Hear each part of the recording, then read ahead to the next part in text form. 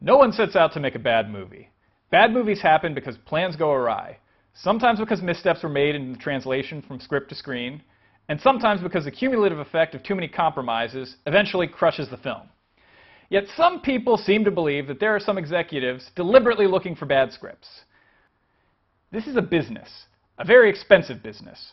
We can waste time complaining about that and getting into a lot of high-minded arguments about art versus commerce, or we can just accept that and try to understand why things work this way. As with any business, it's about releasing a product that produces profit and has market appeal. To put it more bluntly, Hollywood is giving you what you want. They don't release bad movies to piss you off any more than Ford would produce a car that suddenly ejected you from your vehicle without warning. I'm not saying this means they get a free pass from criticism, but if bad product comes to market, you as the consumer should absolutely let your voice be heard. Better yet, don't spend your money on it. The problem is when there's a film that everyone seems to hate, but it makes an insane amount of money. Look at Transformers. Some people have argued those movies are among the worst ever made. In the case of Revenge of the Fallen, I might even agree with them. But look at these numbers. Transformers, 709 million worldwide. Transformers Revenge of the Fallen, 836 million worldwide. Transformers Dark of the Moon, 1.1 billion worldwide. Someone saw those movies, and on a worldwide scale, each one was more successful than the one that preceded it. So why wouldn't you continue that series? Because some people on the internet talk shit about Michael Bay? Sorry, that doesn't fly in the business world. So let's say you're the executive at a competing studio, and you got to set the slate for the coming year. When you see Paramount and DreamWorks hit a home run with Transformers, it's on you to find a brand that might have the same audience.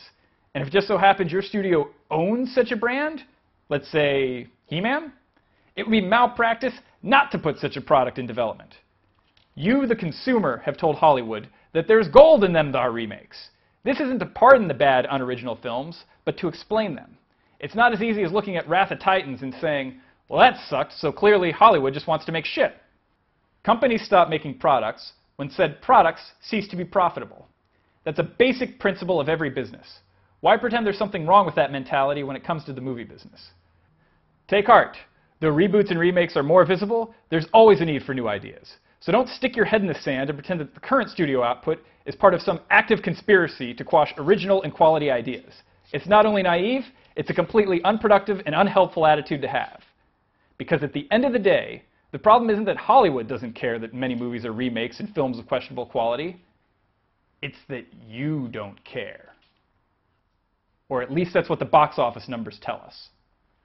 Look, you got questions or you want to argue with me? Leave it in the comments. Don't forget to subscribe, and we'll see you back here next week.